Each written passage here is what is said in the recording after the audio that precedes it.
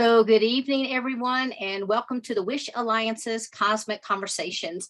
I'm your host, Sheila Seppi, and I'm the founder of the Wish Alliance. And tonight, what I'd like to start with is to share with you our website very quickly, because many people have not yet visited this phenomenal website, and it's not just something that I do.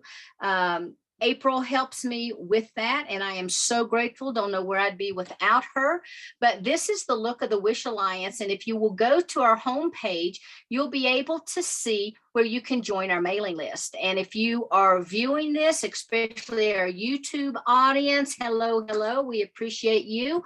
We would love for you to come and sign up so we can send you all of our information about the phenomenal events that we have. On Monday nights, we have what's called the Conscious Awakening series, and it begins at 7 p.m. to 8 p.m.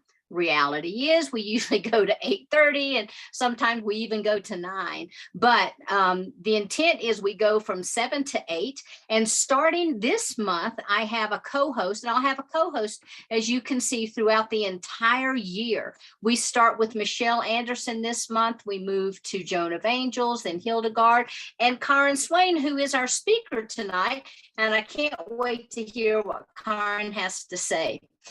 We have Geraldine coming up in June, Glenda in July. We have Rebecca Hardcastle Wright with the Exo Consciousness in August. September, we have Mariana Hernandez. In October, we have Bridget Renee Holiday. In November, we have Barbara Lamb. And closing the year out for this series will be Jody Sirota.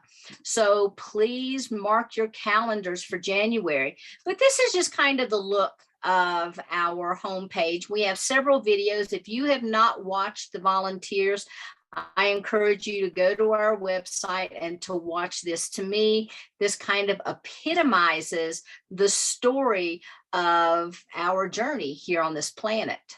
We also encourage and have meditation every Saturday at 10 a.m. Mountain Time for 30 minutes. Now, we don't gather, but this is something that everyone can do independently on their own. 10 a.m. Mountain Time for 30 minutes. And typically, we're just focusing on love and anchoring more love and light onto our beautiful planet. And of course, here are our partners. Now, this tells you more about us and the Alliance and the Ambassador. Look at all the various services that we have. These are from highly vetted professionals who are there to assist you with anything that you might be looking for. We have Conscious Media. And these are individuals who are really working hard to provide conscious information for our expansion. So please visit that. And this is our event site. So you can always go to the event section if you're interested in seeing what's going on. All of our conferences are in partnership with the Portal to Ascension and New Realities, and our YouTube also in partnership with both of these. And we'll be live through the Portal to Ascension. So we're really, really grateful to all the support that we're getting. This, again, is just mentioning our events that we have coming up, but you can come to this section to always see who our speakers are going to be. And this is what I really want to promote with everyone tonight. And so you can see this is Karen, and she'll be with us here in just a moment. And the next thing that I want to share with you also is the Portal to Ascension website, and that's portaltoascension.org. Again, we're so grateful to Neil for all of his support. And this is just highlighting some of the upcoming events that Neil has. And as you'll notice, many of these events are free. And so there are thousands of hours of programming on this site. So if you haven't checked out Portal to Ascension, please do so. If you haven't checked out the Wish Alliance, we ask that you go and visit us. There is so much programming out there to support everyone on all of their journeys, whether they're just getting started or they're veterans. And so tonight we have a veteran with us, and she is going to talk with us for just a moment, but I do want to share a little bit about Karen. Karen Swain is a teacher of deliberate creation. She's a spiritual mentor. She is an inspirational, educational educator and speaker. She's the host of Accentuate the Positive Media.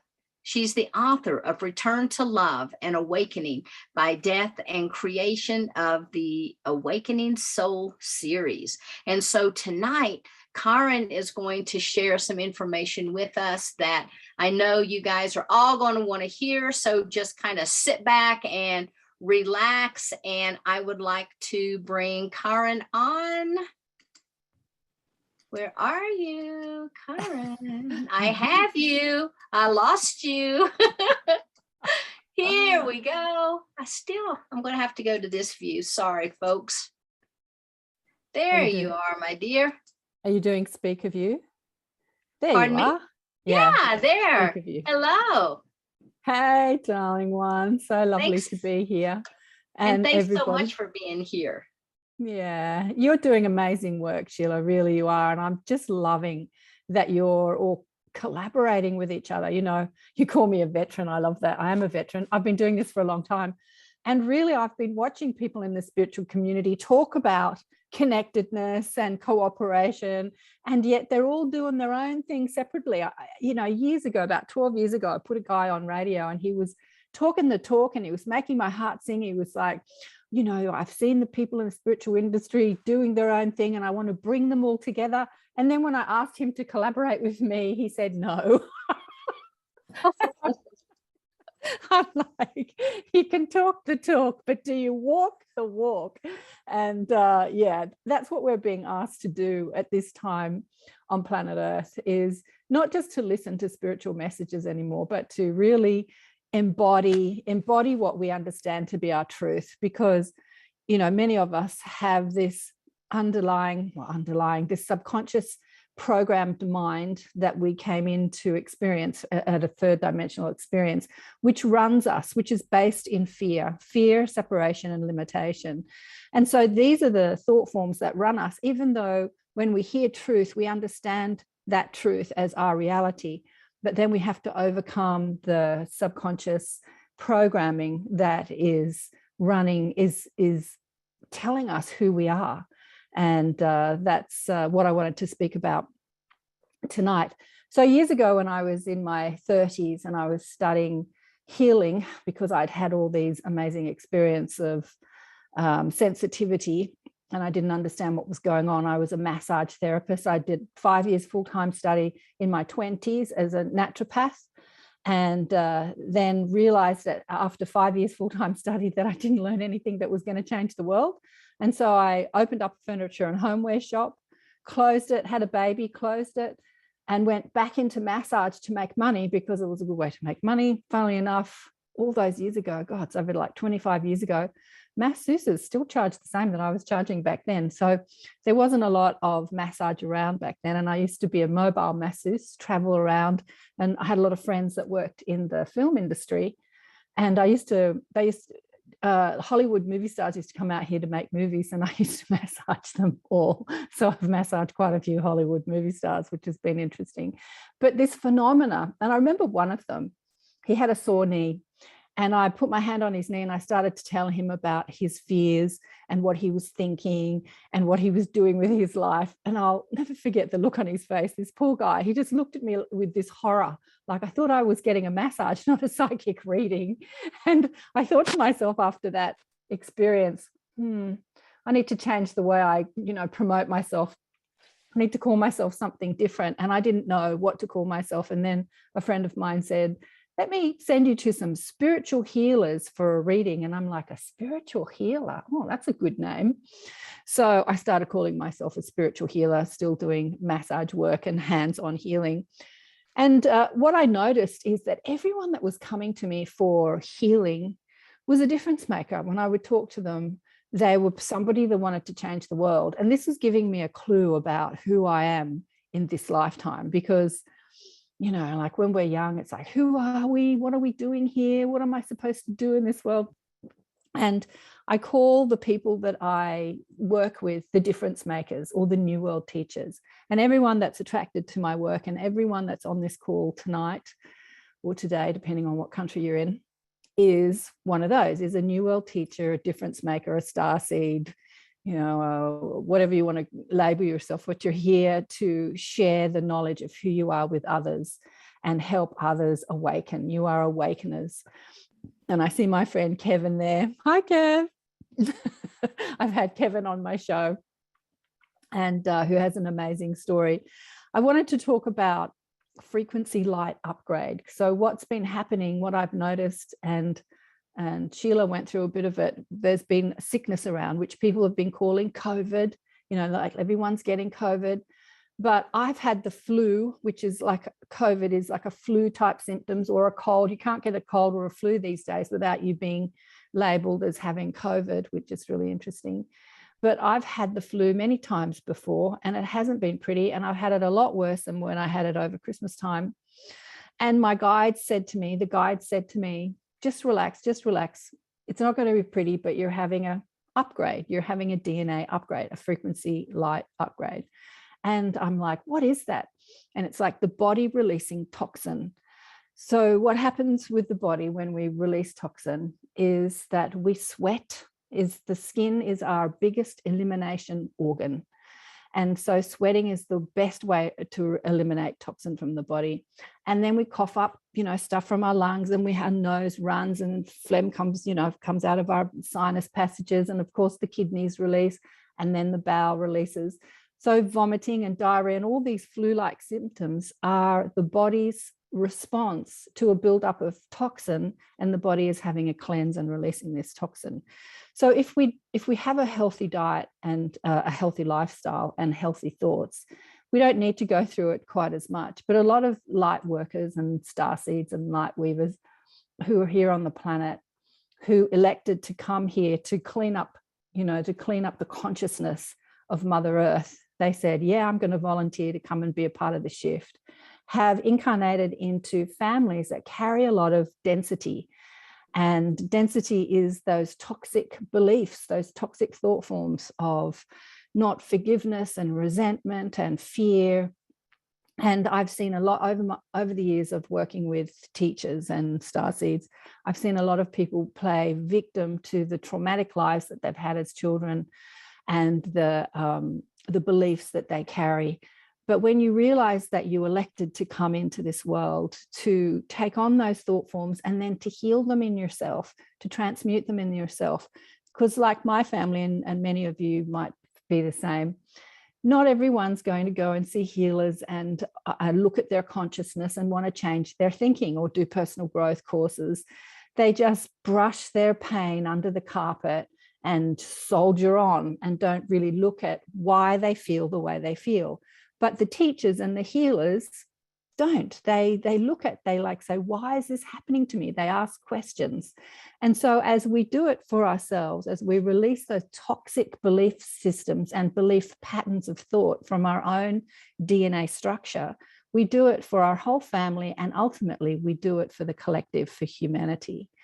And if we don't look at these resentments and beliefs, fear-based beliefs or limiting beliefs that we hold, then our bodies will help us eliminate these. Toxins is not just, the pollution in the world that we ingest in our food and the air and stuff. Toxins are also connected to our thoughts. And the more we hold on to our toxic thoughts, the more we hold on to toxins in the body. So coming down with the flu is a way that you can release it. For me, over the Christmas period, I remember at the end of last year, I was thinking to myself, it's been such a busy couple of years over COVID. I had seen more clients, done more shows, done more conferences than I'd ever had before. I thought to myself, I'd really love to take a couple of months off and just relax and totally cleanse and I didn't give myself that luxury. I was going to give myself 2 weeks. But getting the flu took me out for at least 6 weeks. And I thought, well, you asked for it, Karen. So we have to be mindful that whatever we're experiencing, we are the creators of it, be it good or bad. And part of my mob, or the team that I call blissful beings, but really irreverently say the mob, which is the guides that speak to me and through me. And really, they're not my personal guides. When we think of our spiritual team, we think that they're personal to us. But many of the teachers and starseeds that are here connected to their guidance are connected to a stream of consciousness that flows through many. It is like a collective bandwidth of wisdom, a collective experience of the human dimension, all the other dimensions and dimensions on other planets. It's like tapping into wisdom or tapping into knowledge. And we can give them identity and names. When I was young and asking who were my spirit guides, I was getting nothing. I remember I did a course and everyone had a name for their higher self, like Archangel Michael or Bob or Sue. You know, they all had this identity that they called their higher self. And I never got a singular identity. And this course gave me this tape back in the days when we had tape recorders. Remember tape recorders? Plug the tape in. And there was this guided meditation to meet your spirit guide. Well, nothing happened for me. And I remember going back to my teacher and saying, I can't do this. Nothing's happening for me. And he said, oh, well, some people just can't do it. And he sort of wrote me off. Anyway, funnily enough, is I'd been speaking to them my whole life, but I had been calling that guidance my common sense. I hadn't realized that I was speaking to a higher aspect of myself or a wiser aspect of myself, somebody that is outside my fear and limiting thoughts or my egoic mind. And I tried it again, or I was just stressing over, why can't I find my spirit guide? And my guide said to me, oh, they think I'm hilarious. Do you ever have the experience where your guides are just laughing at you half the time for the things you do? I get that a lot. And they said, oh, Karen, we told you that you are the creator of your own reality. If you want to create an experience of talking to your spirit guide, choose who you want to speak to. We've been so many identities. You can't imagine, like we've been infinite personalities and identities in multiple dimensions. Who do you want to speak to? Choose. And at the time, I'm a young girl. I'm thinking, oh, well, if I've got a choice, I'd like them to be a handsome young man. That'd be good. And then bang, instantly in my third eye, I get this image of this handsome young man who sits down. This is in the guided meditation. You know, you go along a path and you come to a stream and you sit at the stream and you invite somebody to come and speak to you. And really, they've been teaching me throughout my life that everything we experience is a creation based on our soul's perspective or our human perspective, but that we are the creators of our reality. And everything that we're experiencing here on earth is designed by an aspect of us. And the Arcturians, who are a part of the collective that speak to me, say to me that not just me, say to us that this knowing that you are the creator of your own reality and taking back your power is the most important thing that humans need to learn at this time of evolution. So there's many things that we can learn about who we are, but knowing that we are the creators of how we flow our energy and how we choose, how we think and feel and what decisions we make, that we are at ultimate choice of that. We can't play victim to anything ever. If we get sick or whatever happens, there is always a reason for it, and we've created it because of that reason. So when you change your perspective to you're creating your reality, life becomes very, very, very different. You start looking at why you've created it. And when you look at why you create something, then you can get the evolution or the lesson from the experience that you're creating. Instead of feeling like it's happening to you, you understand that everything's happening for you, for your spiritual evolution. And as I speak to this amazing group of people, your spiritual evolution means the spiritual evolution of everyone else that you come in contact with.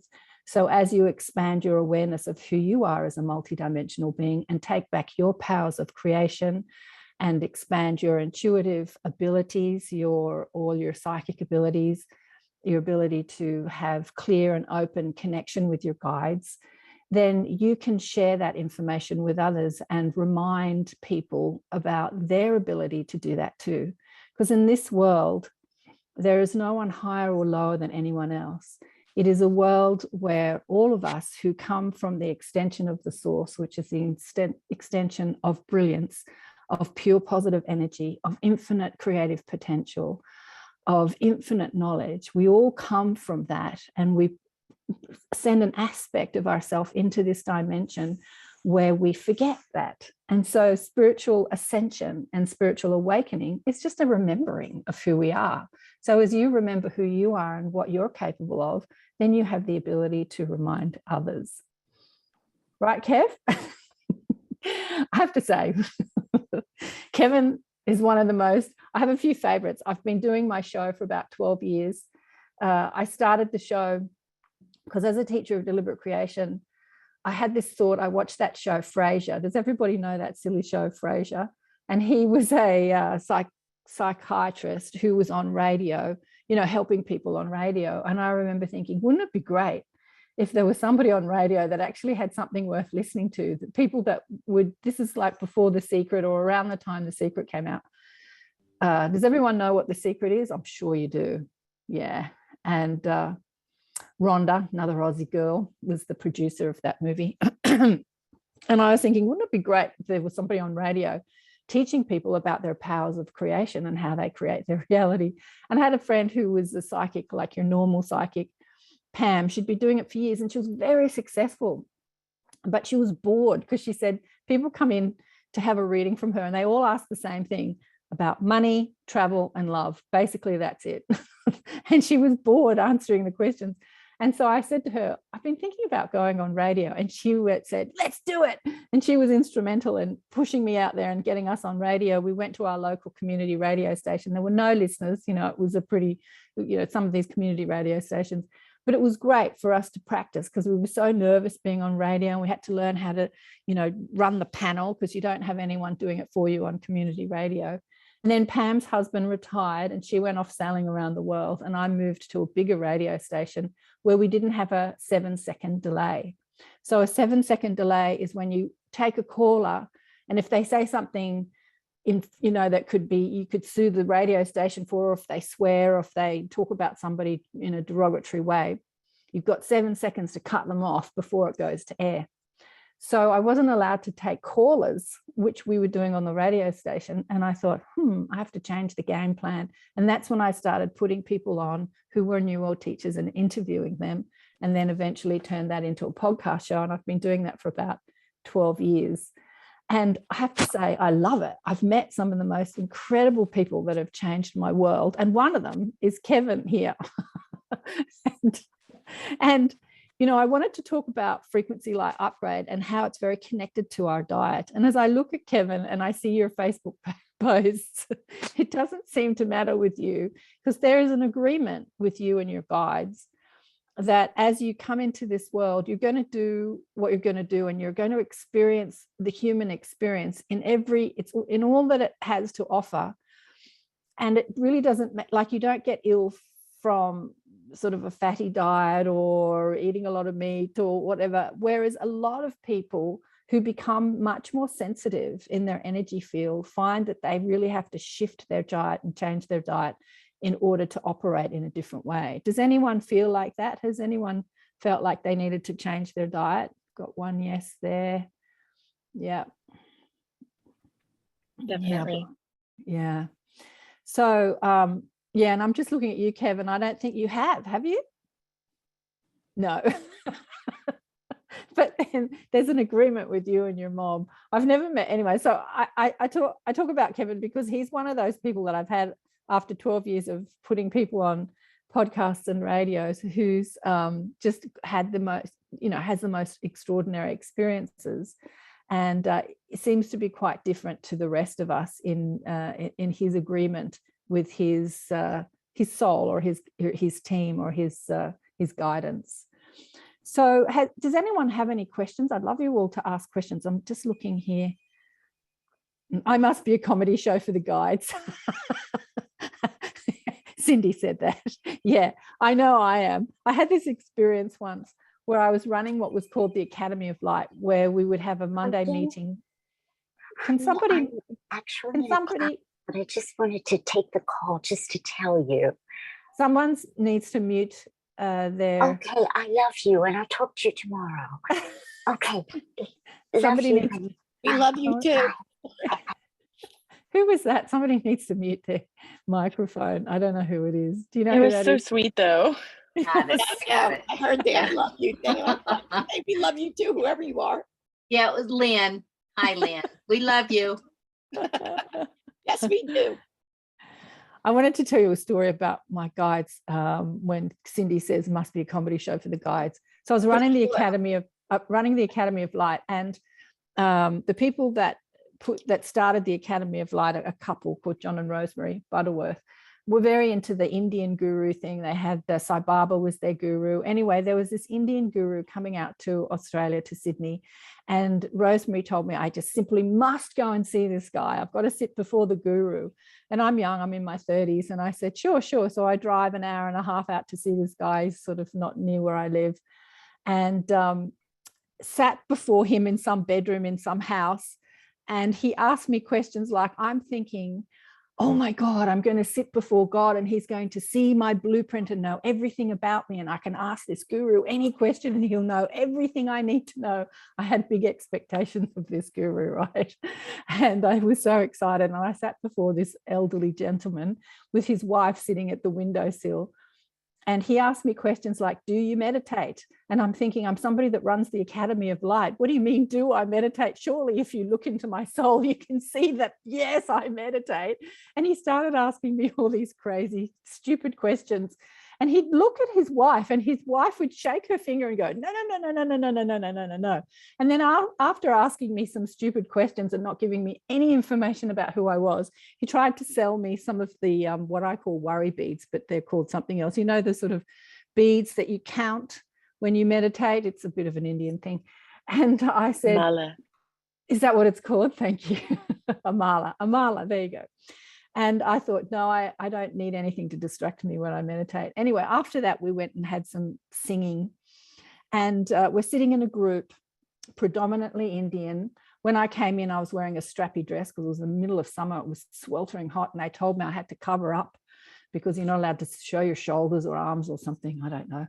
I was completely confused and perplexed. But there I was sitting amongst all these Indians, and they were going to start the, whoever said mala, the bhajans, you know, the singing, the chanting. And so he looks at me and he asks me to start it for the group. And I'm thinking, what part of this fleshy white girl looks like I know how to sing in Indian? Anyway, his wife, I looked at his wife and she's shaking her thing saying, no, no, no, no, no, no, no. This. After that experience, we did a bit of a singing, I left and I'm driving home. It was a bit of a long drive. And I'm talking to my mob saying, what the hell was that all about? And honestly, I got this image of people holding their stomachs, rolling around in the floor. They were laughing so hard. They were just laughing at my expense. They thought it was this hilarious comedy show. To them, I was this comedy show. And then they said to me, driving home, Karen, we told you, you are the creator of your own reality. The guru is within. Stop running around looking for the guru to tell you who you are. Just go inside, you'll find who you are. And I'm like, right, okay, I get the message. I get the message. It was Kevin's birthday yesterday. Happy birthday, Kev. Yeah, mandate, reading's boring. Just looking. Hello, beautiful. If anyone's got any questions, I'd love to hear some angel stories, please, or anything related to the angels. Oh, that's a great question. Michael, Michael Nay. Let me have a look. Any questions on pardon, Jane? Hang on, there you go. Oh, Carol. Yeah. Okay. Karen, you are so it's so easy to listen to you. You're so relaxed. I don't know, right?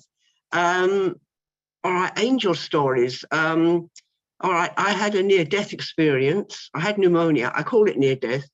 I'm sure I had pneumonia. I never wrote anything down, like dates or whatever. Mm. And I don't remember coming out of the physical body. I don't remember tunnels or lights or music. And I'll take the hand down. Okay, yeah. Sheila, do you want to pop her on screen so we can see Carol? I've got the light. Maybe I should move the light. There she is. Okay. And you look beautiful.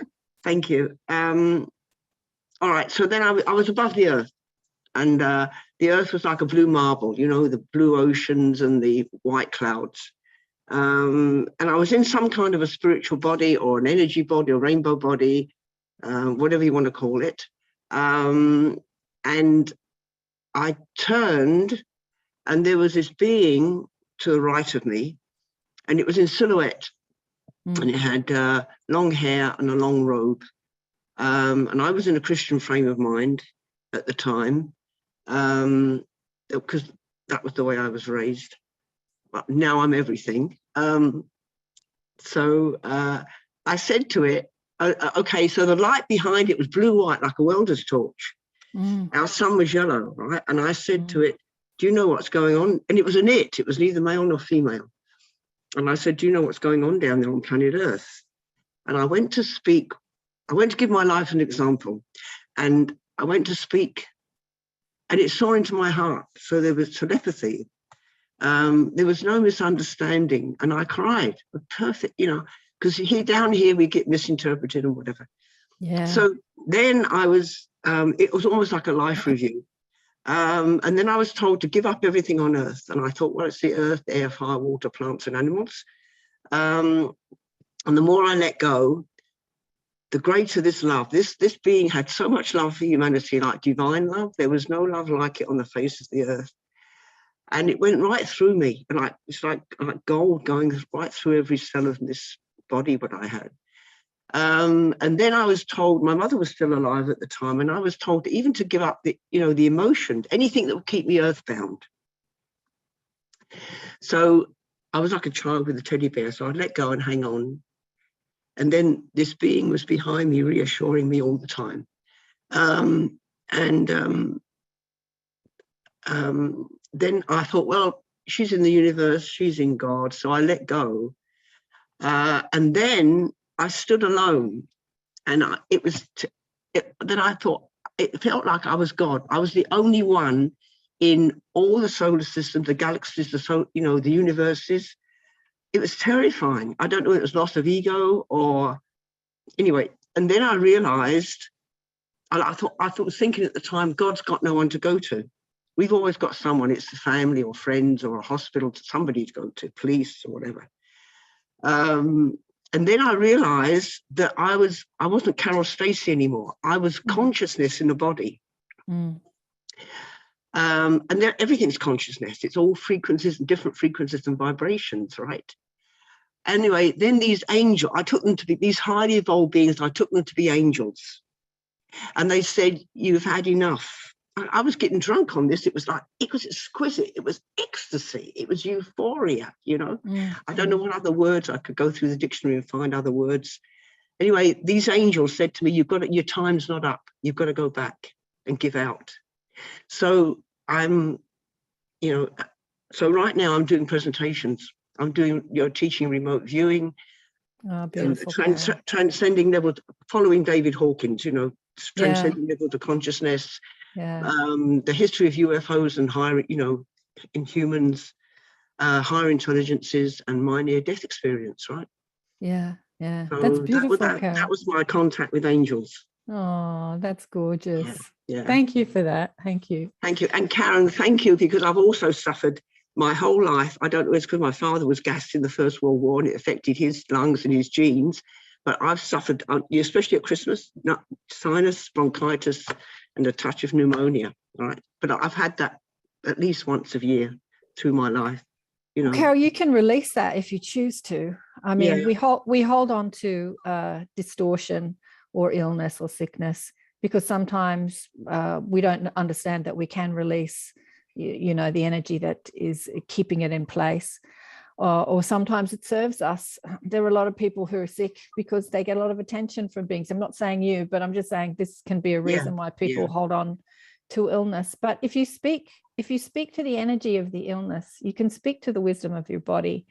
You can go into the pain and without judgment, without saying that it's good or bad. You see, we see things as good or bad here in this third dimensional experience. But from Source's perspective, nothing is good or bad. It's just an experience that we're electing to have.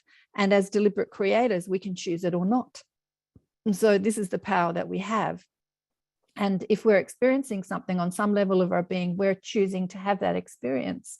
And so when you understand that you're choosing it, then you can make a decision not to choose that anymore. So if you go into the energy of like, what does it feel like? How do I feel? Speak to it from a feeling sense rather than a physical sense. Like relate it to an emotion. What is the emotion that comes up when I have this experience?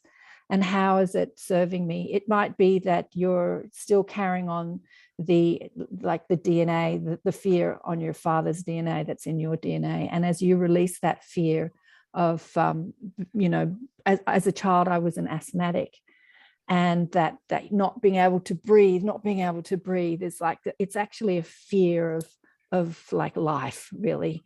And I remember when I was a child having a really bad asthma attack, and I was away with my family, and we were staying at somebody's place, and it was so bad that the puffer, the Ventolin that my mother used to give me, wasn't working. And I saw the terror in my mother's eyes, because she didn't know, it was the middle of the night, she didn't know what to do for this child who couldn't breathe. And when I saw the terror in her eyes, it makes me cry. I remember thinking, I've got to stop this shit.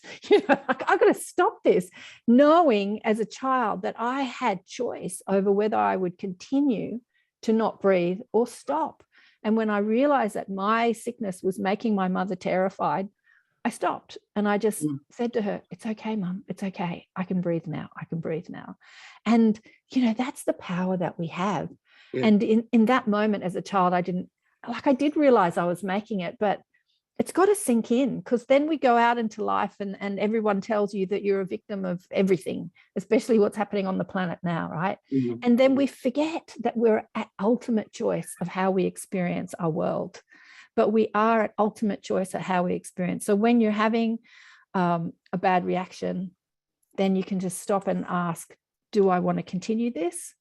Or is it serving me or not? And there's no judgment about whether you do or don't, because remember, judgment is, or criticism of anything, is a third dimensional concept. It was the same when I was a young naturopathic student. I had been suffering hay fever. So as a child, I was quite sick. I had a lot of hay fever and asthma and stuff like that. And I remember thinking, I left the house one day without my puffer, and I had a panic attack and an asthma attack because I had forgotten my puffer. And I was like about 23. And then I made this decision, I can't live like this, always needing to have this puffer next to me. I was so sort of attached to this puffer so that I could breathe. And I thought, I don't want to live like this anymore. And I never had another asthma attack ever again. And it was the same, I know, it was the same with hay fever. I remember thinking I was this naturopathic young girl doing naturopathy. We're talking about all sorts of remedies for the hay fever. And I don't know if anyone's had hay fever. It's awful, like just nose, itchy eyes, nose running, sneezing all the time. Just every morning that was like that for me. And I just made a decision. I can't live like this anymore. I don't want to live like this anymore. And it stopped. It didn't stop overnight, because belief doesn't manifest instantly in the third dimensional world. But when you make a decision, ultimately, or you have a thought or a belief, ultimately it comes into the manifestation of the physical world. So if you make a decision not to have that anymore, and speak to it and love it and say, thank you for this experience. Don't resist it in any way. Like, I don't know, how old are you, Carol? You've probably been doing 77. Right. So maybe for 77 years, you've experienced this sinus, and thank it for the 77 years of that experience. Don't resist it in any way, and make a decision, that you've had enough now, and I'm going to move on to a new experience.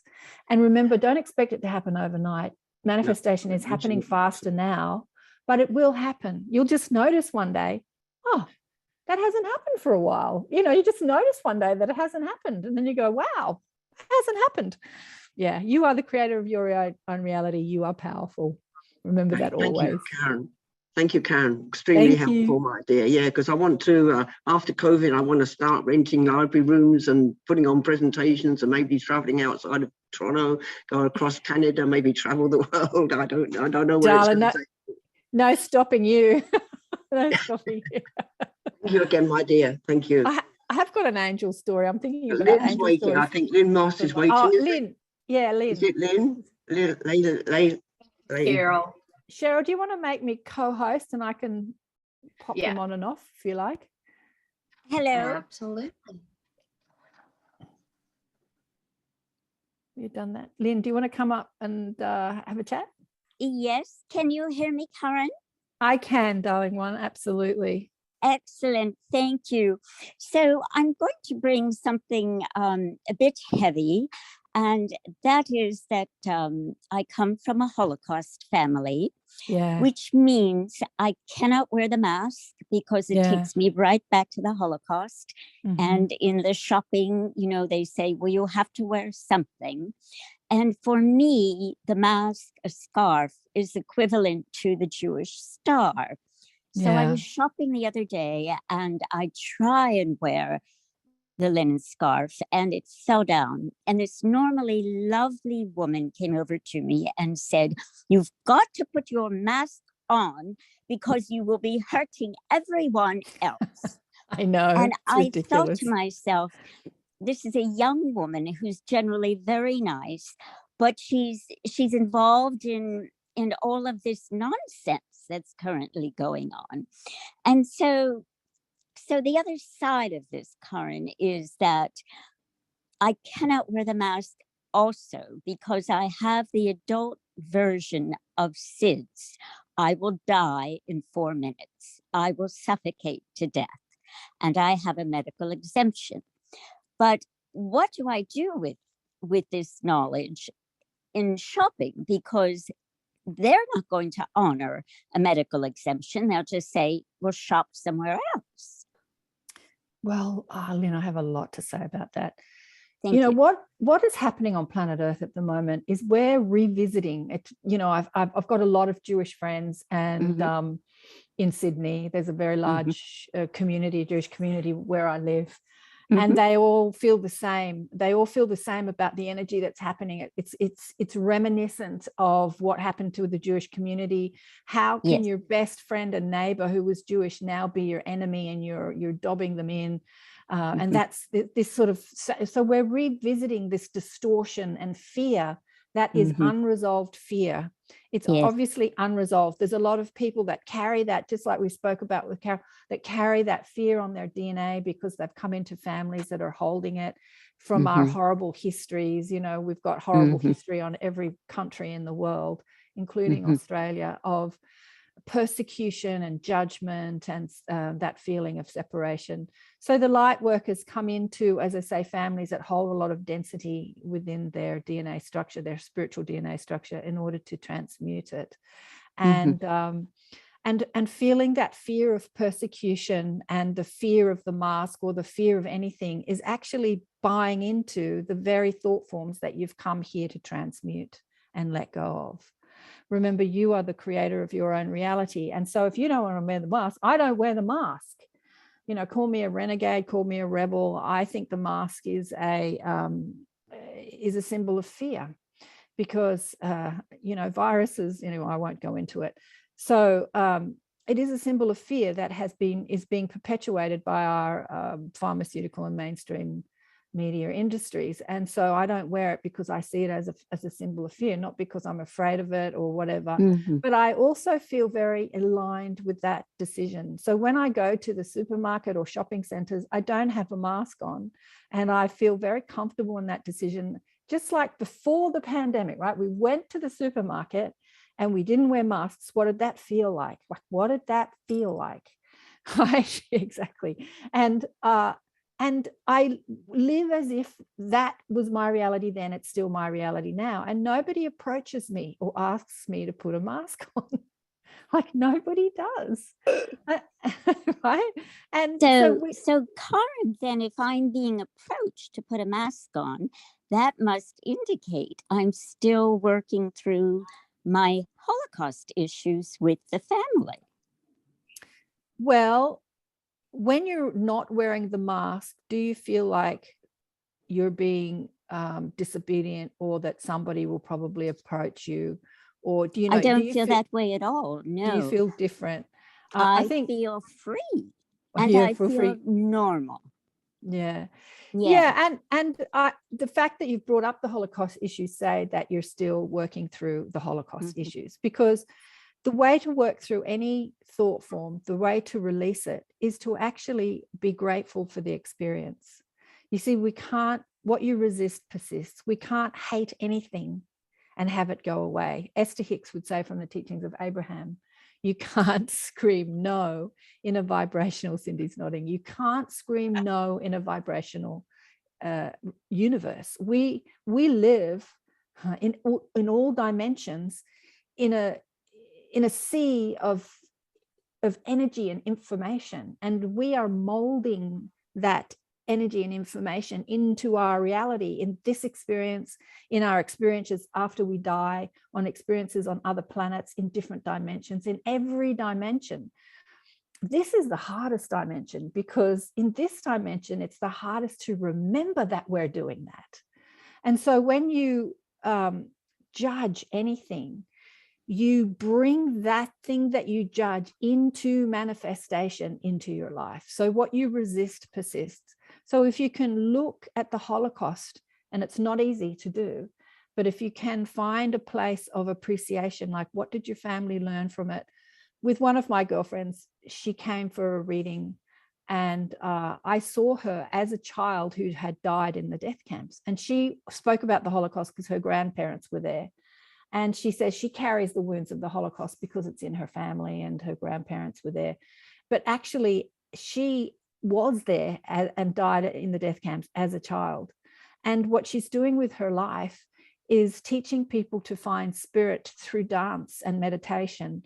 And she, from the decision of going through the Holocaust, her soul made a decision to come into this life as a healer. And she has created a huge community here in Sydney, bringing people together in the joy of dance and love and spirit. And so she's making up for that experience, that horrible experience in this life. See, life is not just this life. Life is I know that. our lives. It's a continuation. Yes, you see, I know a lot of what you're saying because I've done what you have done. I am clairvoyant, clairaudient, clairsentient, claircognizant, and earned my living, doing that for years. Yeah. But as you say, we are multidimensional, and those of us in the know that we're multidimensional. But then when we have someone that we're standing in front of that is so locked into, I'll call it a lower chakra frequency. And in the city in which I live, there is $100 fine or 90 days in jail if you refuse to wear a mask in a store. So what do I do with that? I mean, do I go to the manager of the store and say, look, my family died in the Holocaust. I absolutely cannot wear this, and I will die because I have the adult version of SIDS. They'll just simply say, well, then don't shop here. It's very easy from their point of view. But for me, it's very deep. It's a crusade of freedom that I'm on, which is also why, it just feels so deliberate. I had a boyfriend once who said, I want to take people by their shoulders and shake the hell out of them. And I feel that these people who are so locked in and who bow down to Fauci and bow down to Gates and just roll so easily into that thinking without checking in, like you were saying, Karen, with their own inner guru. And I'm a 60s child too. So it's just impossible for me. And I don't believe in this nonsense. I don't believe we have to have this nonsense. So maybe I should just march into the store regardless and take my chances. Well, I can understand where you're coming from, Lynn, and what's happening in our world does seem crazy, to try and vaccinate a whole population of planet Earth and get everyone to wear masks.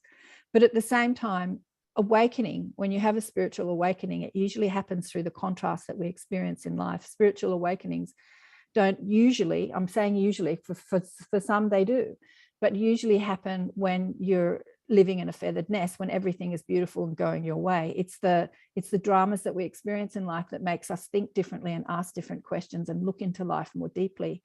And what's happening on our planet, the craziness that we're experiencing, is the masses awakening. So the teachers have been awakened and they've come in, and as the teachers awaken, you know, the kids that are coming, they just wake up like that. They just have they don't need to go through drama and trauma. They just, you know, I don't know, they're turned on, tapped in, tuned in already. But for many, it takes great trauma for people to actually shift their paradigm. And so what's happening on planet Earth is the trauma that we're experiencing collectively, and it's happening to everyone in every country. Do you notice that it's the same story in every country? People are saying it's dividing us, but actually it's unifying us. And it is, this time on Earth is the awakening of the masses. And so as the light workers, it's not up to us or the light weavers to judge what is happening, but to be grateful that the contrast we're experiencing is awakening, you know, Mother Humanity, like our human family. It's waking people up. There are millions of people protesting across the world. You know, like we've had the Canadian, and we've got the Australians doing the same thing. Yes, exactly. You know, exactly. They're not waking up saying I'm love and light, but they're waking up in anger. And many people do when they experience contrast. Like I put out a book called Awakened by Death, and some of the stories in that book, you know, there was a mother whose 5-year-old was shot senselessly in a school shooting, and that experience, you'd never want to experience that, but that traumatic experience, her beautiful, loving, joyful, like, talk about angels, this kid was an angel, was senselessly killed. That actually woke her up spiritually and put her on her spiritual path. So it is the contrast or the traumas that we experience in life that has us looking deeper into who we are, and for that we can be grateful rather than pushing against it. So if you can find a way to look at it from a place of love and light and gratitude, if you can look at the Holocaust the same way, including the craziness that we're going through, then you'll reconnect to your power of being a genius, deliberate creator, and you'll be able to create any experience that you want, including going to a shop, not wear a mask, and not have anyone fine you $200.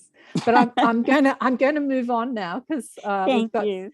Thank you, darling. Karen. We've got Thank Cindy you. here. Do you want to come blessings to you? Do you want to come and hang out with us? I sure do. Hi. On camera, there you are. Yeah. So I woke up a little bit, so I showed up.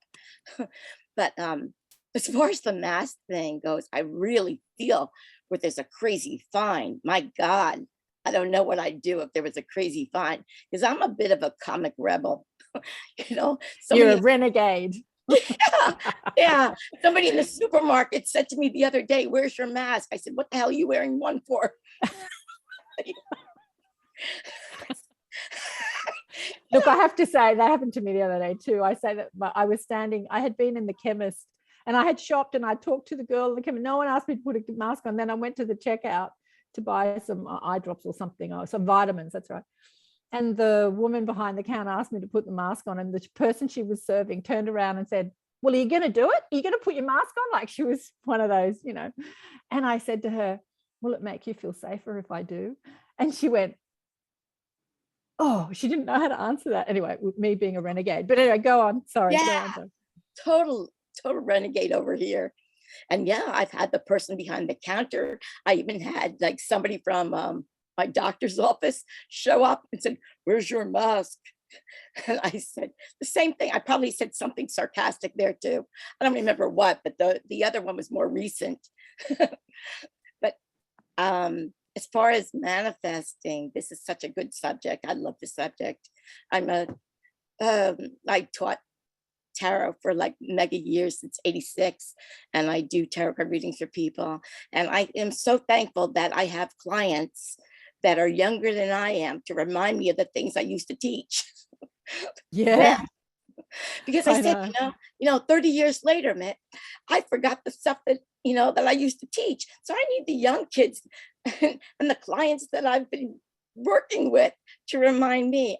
And it's funny because now, you know, like I'm a total turnaround. Yeah, I've done the Esther Hicks, Wayne Dyer thing and all of them. And but I just want to say, I think energy is super speeding up, because I can tell you, I've gone from one extreme to another, like instantly. Yeah. Just by, well, now I start my day saying it's going to be a great day. It's going to be a fantastic day. It's going to get better and better. But yeah, I got to do the body thing now. It's easier to do it on the day, but the body thing and the pipes in the bathroom that are screaming, get a plumber. Yeah. But, I'm afraid they're going to crack into the ceiling because we had a fire in the building and it cost a fortune to resurface that thing. So I don't want the, opening up the walls that I just paid. My brother paid for it, but thank God. Yeah.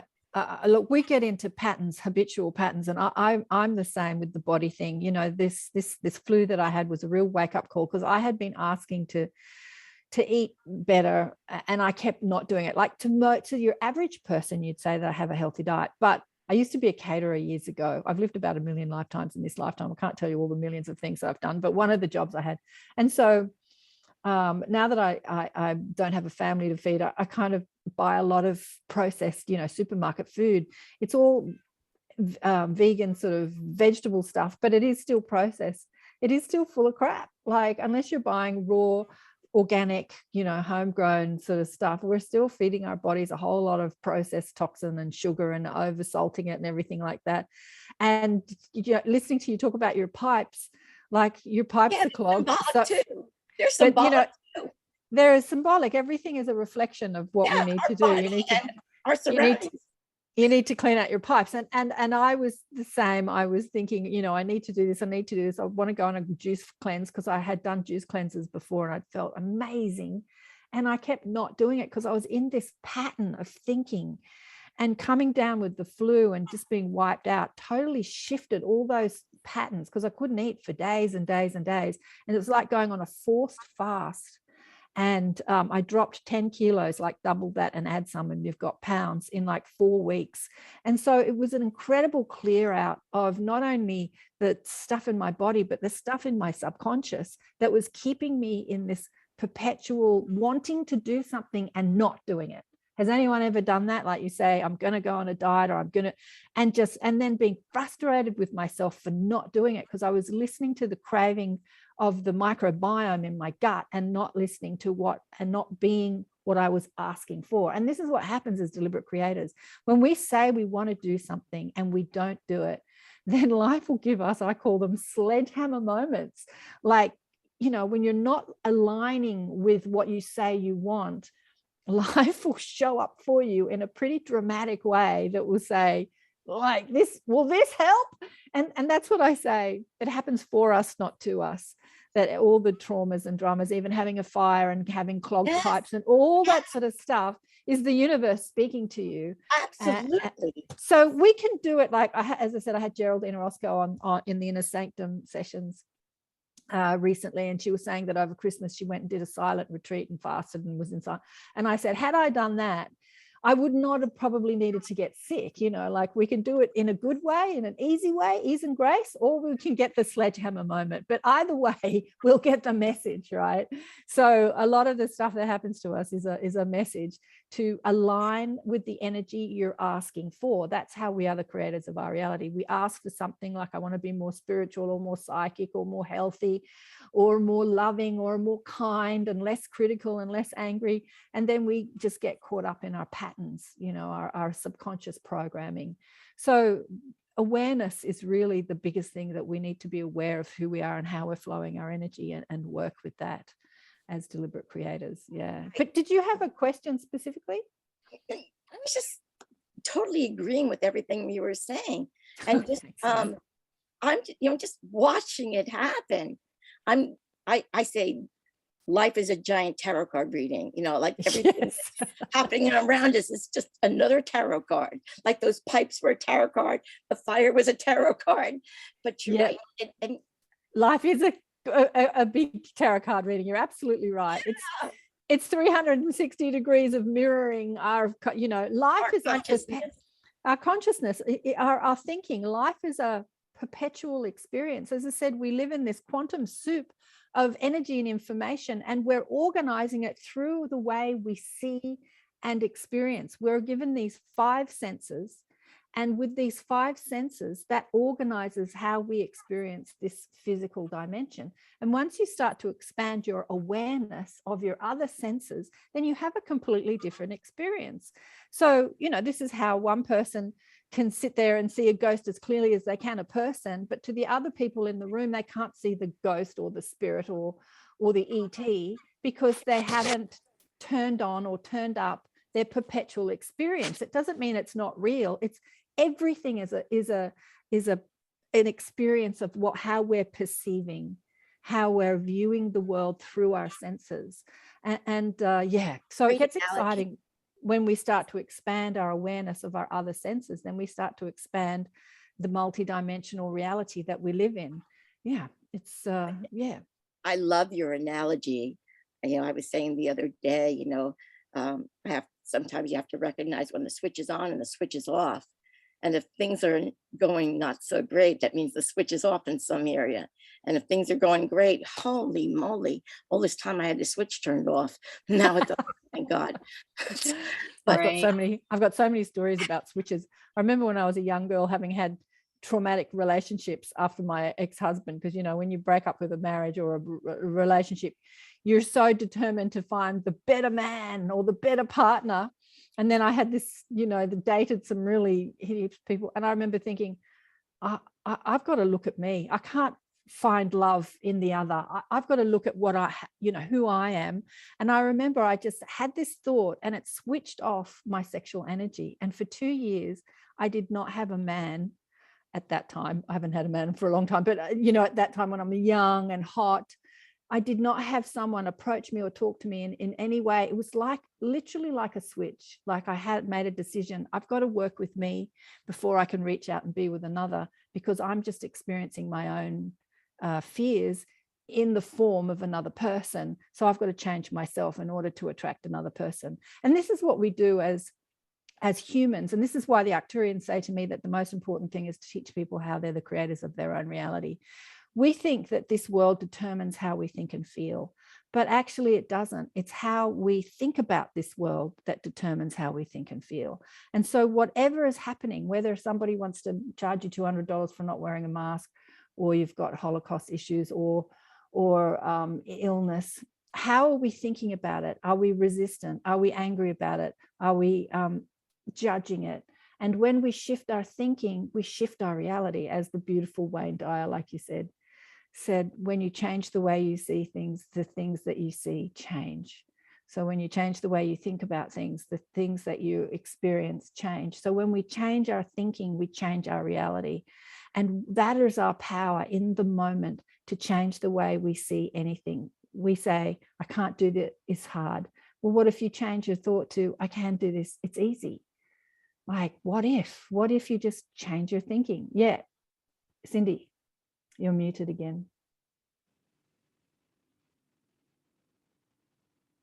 Oops, sorry, but that what you just said, can you say it again? Because that was a great one. Oh, that was Wayne that said that. I love Wayne. I love Wayne. When you change the way you look at things, the things you look at change. Yeah. So true. Yeah. And so when you disagree with something, and others. I mean, if we could do this as light workers, then we're going to help humanity too. Like if we could look at the people we disagree with, the politicians, and change the way we think of them, wouldn't this help them change?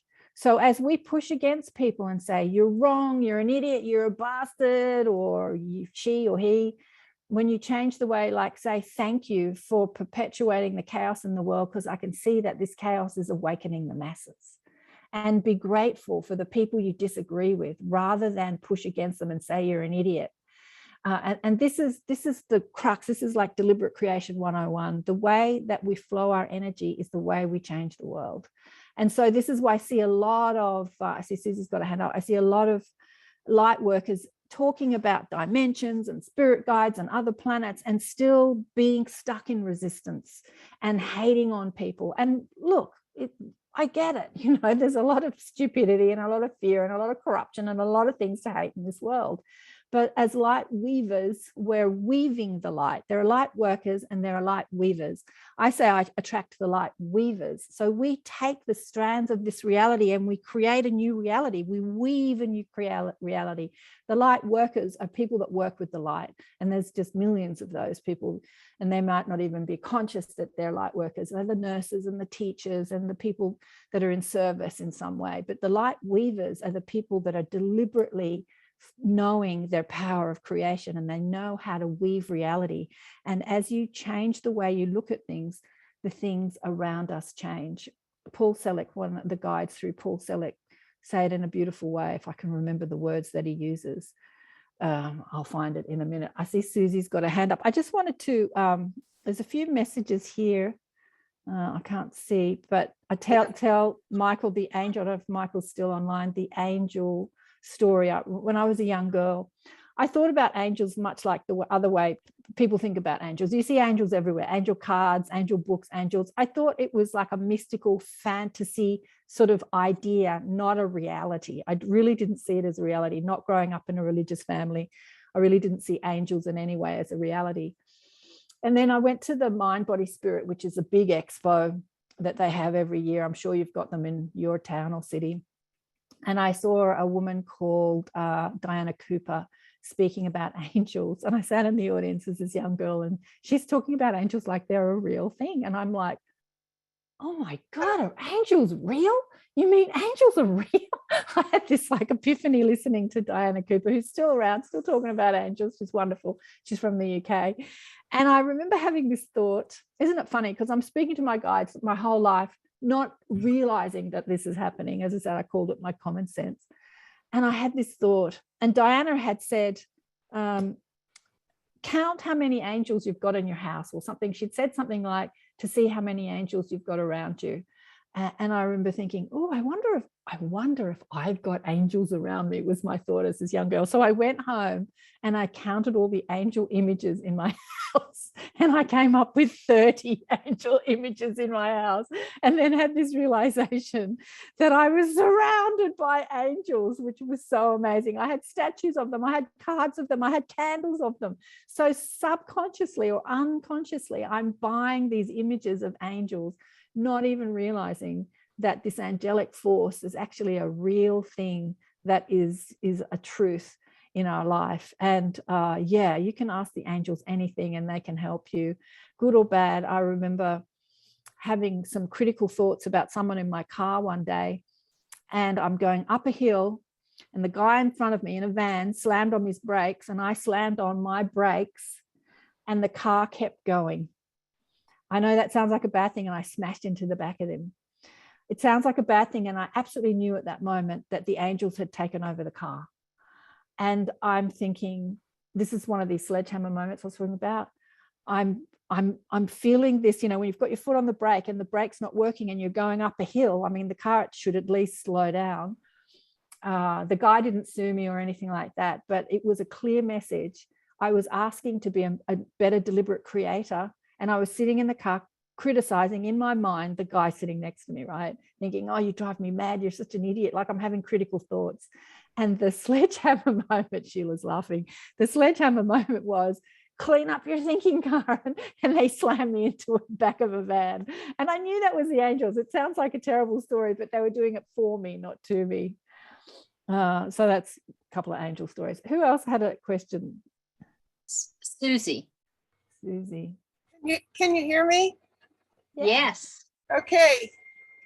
First, wow, Karen, I'm so sorry I'm sick and I look like crap, but but you emanate such peace, and I just needed that so much. And you know, you can use hindsight, or you can just learn that if you're, just like you said, if you're going through crap, it's usually for a good reason.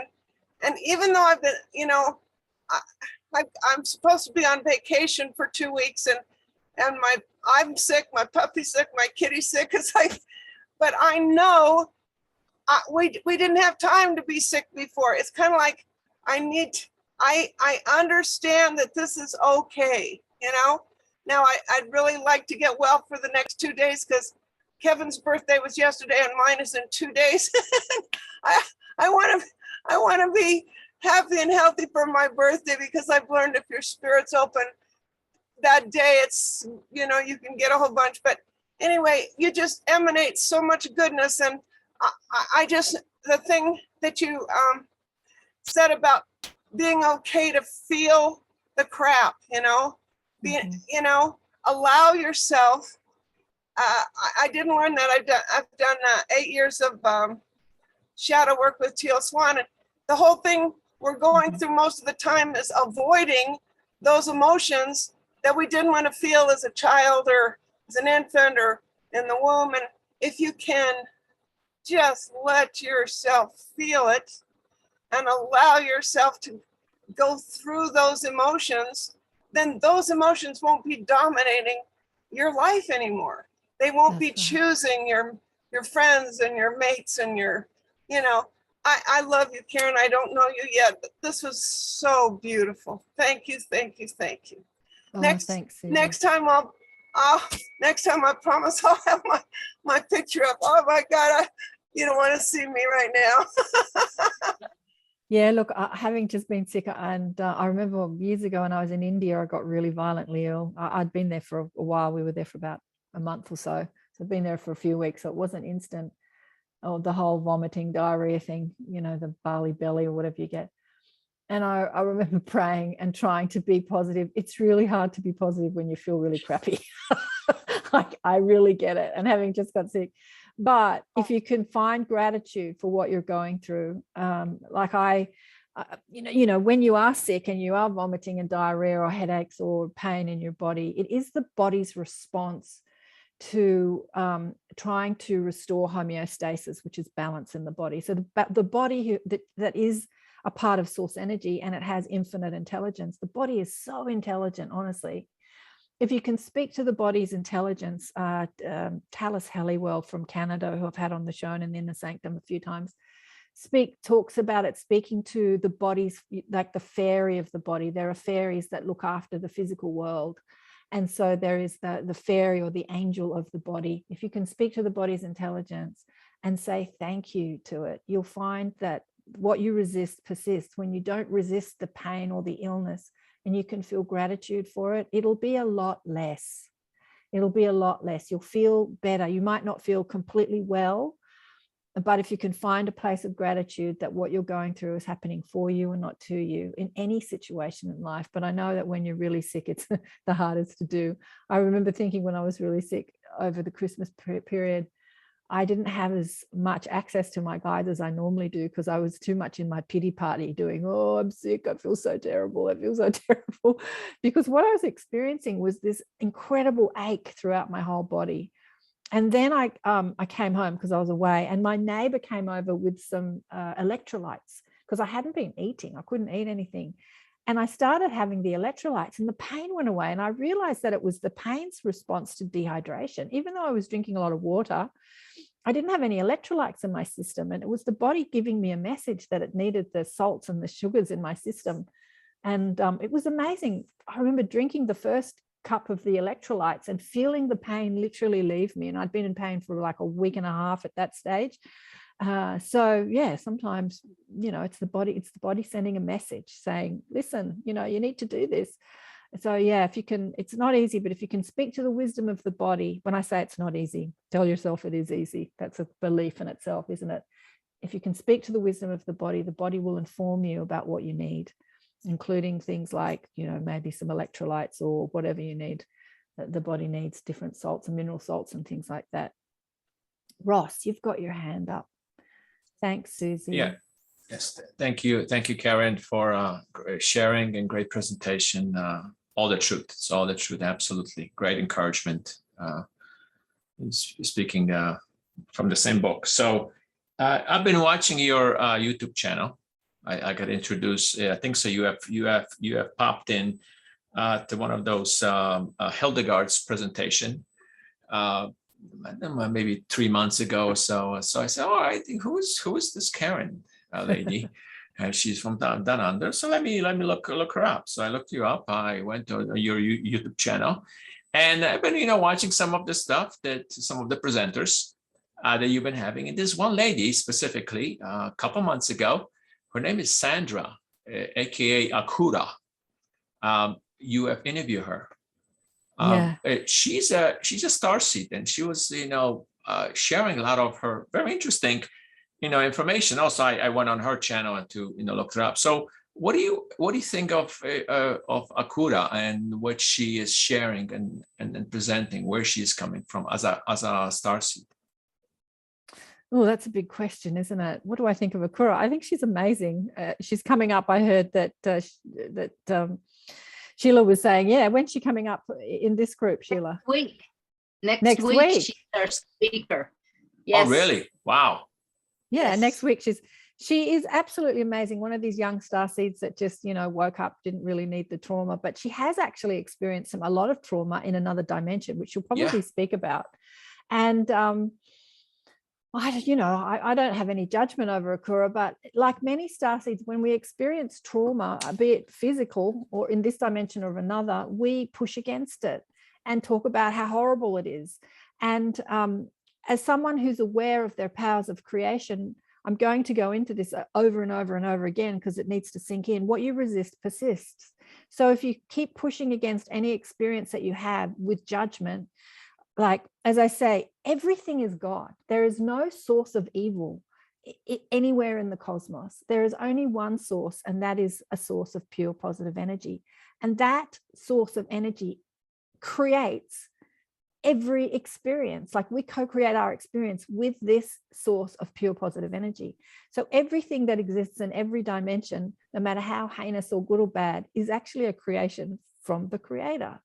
And from that perspective, there is no right or wrong or good or bad. There is just creation. And if we could don that same perspective, then we take our power back to be the creators of our own reality in every dimension. And this is something we're learning as we're ascending into the fourth and fifth dimensional experience. From a fifth dimensional experience, there is no judgment, there is no fear, there is only pure creation. And so the source or light or God uses both what we deem as negative and light forces to create experience for the evolution of our soul. So everything that we experience in life is for an evolutionary experience. When we experience bad things or good things, it is for an evolutionary experience. Many people say, I would never have wanted that experience. I would never have created that experience. But if you ask them, how have you changed or what did you learn from that experience?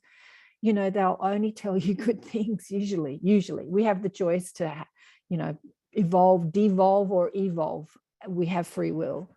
But from every experience we have the choice to see it as an evolutionary experience and to gain from it.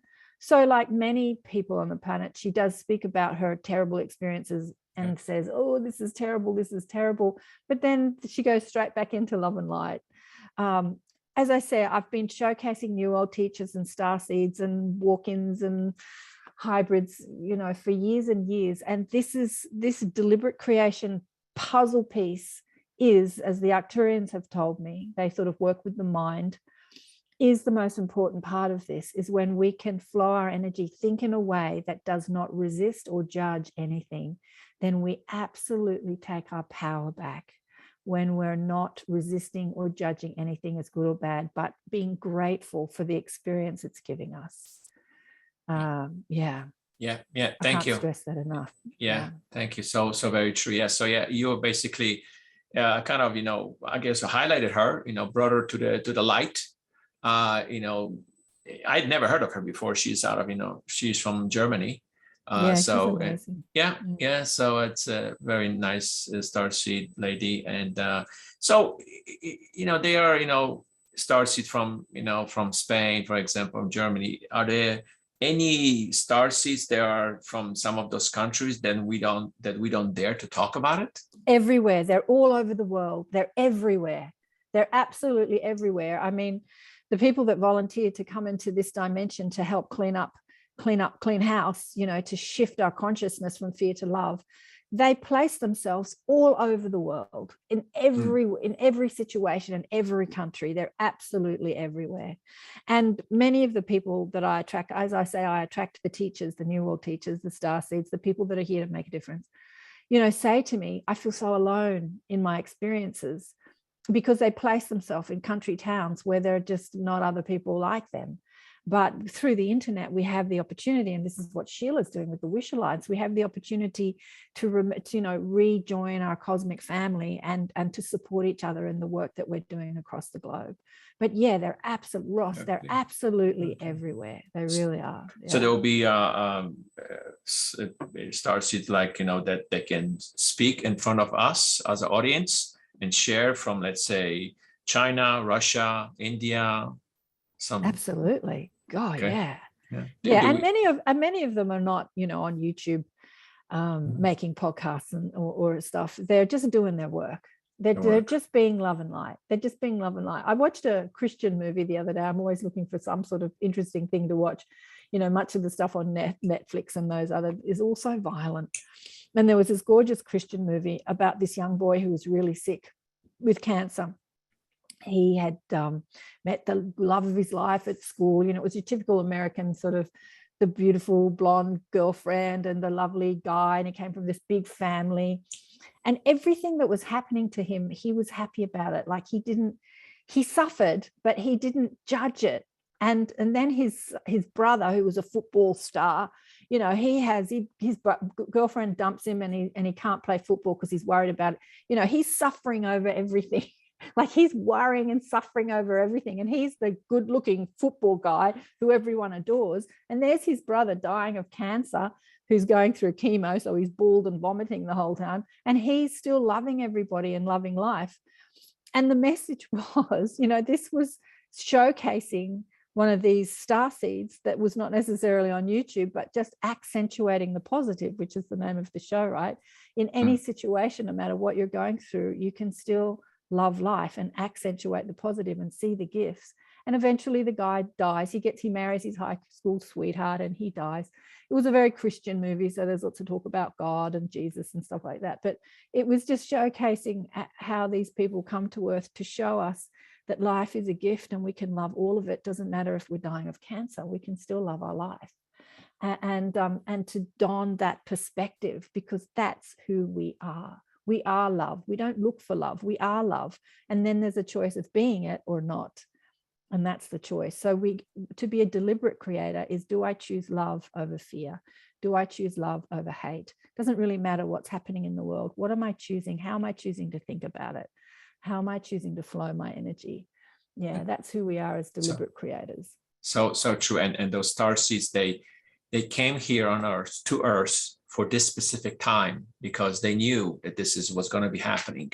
And Absolutely. Their service, it says, hey, I am, let's say I'm a starseed, I'm come to this plane, to this Earth, to this time, to this timeline to bring the Earth out of Gaia, out of this, I don't know, this learning lesson or whatever, this reality, and lift it up. Otherwise, if those starseeds were not here, I don't know what kind of path we would have been. So would you agree? You could call them starseeds, which is one label for a specific intention by a soul. But I call them the New World teachers, which is just encompasses all the difference makers, which encompasses everybody. You don't have to particularly label yourself as a starseed. But I want to say to you, Ross, that you're one of them. Like you're one of them who made that decision to be here now, to make a difference. And so how you can make a difference is not keep quiet about what you believe. So many people, one of the biggest fears that we have as humans is the fear of being ostracized, ridiculed, or judged, because that's what we all do here on planet Earth. We judge and ostracize people who don't think the same as us. The ETs say to me, we've talked about disclosure. Kevin and I have spoken about disclosure a lot. And when I speak to my galactic mob, they say, all you humans crying out for disclosure, wanting our cosmic family to rejoin your human family, you can't even love each other. How the hell are you going to love us? Because we are so vast in our experience and so different to you. And you humans judge each other for your differences, the Muslims and the Christians, and we're all judging each other, the gays and the straights and the polyamory and this. we have all these different experiences and we can't love each other. How are we going to love ETs, you know, that are here physically on Earth, that have vastly different experience? So we live in this very dirty house. My guide said to me, the guides say to me, that the light is increasing on planet Earth, just like Cindy said, which is speeding up manifestation, which means we have to clean up our thoughts, because we see our negative thoughts manifest as quickly as our positive thoughts nowadays. It's speeding up. And as the light increases on planet Earth, it reveals all the distortion to the light. So it reveals, just like if you have a dimly lit home and you flood the home with light, you see where all the dirt is that you didn't see before, right? So as the light expands on planet Earth, it's revealing all the distortion to the light. And that's what's happening. That's what we're seeing.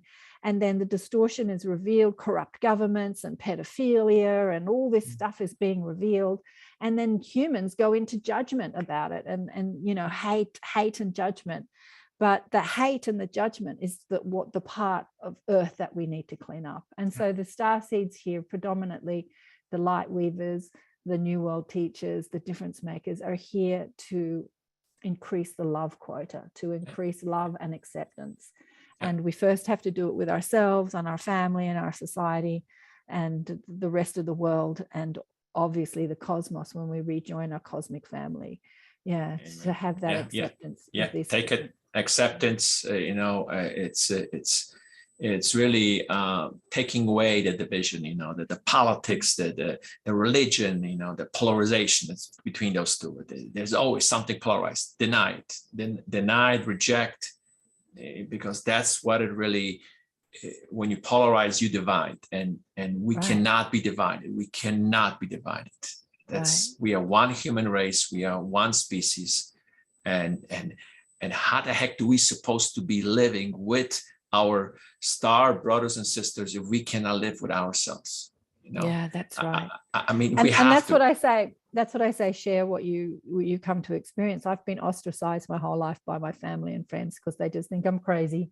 I tell them that I'm psychic and I see angels and, you know, speak to aliens. My daughter's not speaking to me at the moment. She can't stand me talking about aliens. You know, she's trying to fit in with society, and there's crazy mum talking aliens. She's like, I'm not going to speak to you if you talk about aliens. So ostracism and judgment is something I just live with on a daily basis, and I'm sure many of you do. But it doesn't matter. Speak and be open about what you believe, because that's how we wake people up. That's how we remind people. And I remember my daughter had a shoot. Some people wanted to interview her because she went through some experiences. And the two young guys that were talking to her, you know, I'm talking about aliens and stuff like that. And she's so embarrassed. She's like, excuse my mom, you know, she insists on talking about ETs and aliens.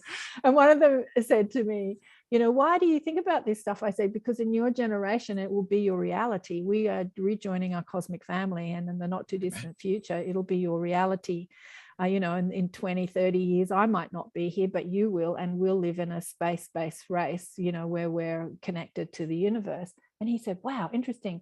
And then he revealed that he and his friend had gone to his uncle's farm and done ayahuasca ceremonies, and that they'd been out in the universe, flying around the universe in their consciousness. So they were quite open to the conversation. Here's my daughter completely, you know, dying inside because crazy mum's talking about aliens again. But the two young guys were totally open to it. So, you know, we've just got to speak our truth to people and not be worried about what other people think, even in the face of ridicule and judgment. And that's how we wake people up, because it's amazing how many people are out there that have had experiences just like Carol's experience, a near-death experience, and have never spoken about it. In my online group, Sarah, one of the girls in our group, said that she works with horses, and a guy came to do something with the hoofs, some I don't know, technical thing that I'm not. And she got talking with him, and he revealed that he'd had a near-death experience and he had not spoken about it for 20 years. And she said, did something happen to you? And he said, yes, actually it did, but he'd never had the guts to speak to anyone about it.